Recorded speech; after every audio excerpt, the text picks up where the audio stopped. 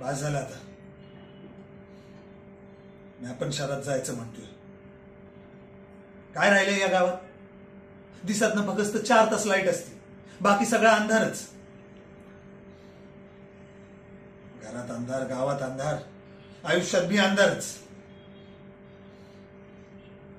शेती राखायचं असं बापजाद्यांनी सांगितलं म्हणून राबलो शेतात.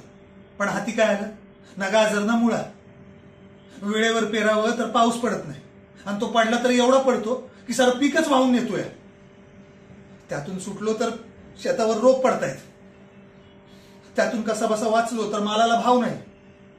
लाखभर गुंतवा आणि 10,000 कमवा अशी गत आहे सगळी. पण सांगतो कुणाला? सरकार जुगारावर बंदी घालतं, पण मी म्हणतो सगळ्यात मोठा जुगार ह्यो शेती आहे. आधी त्याचं काय करायचं हे ठरवलं पाहिजे सरकारनं.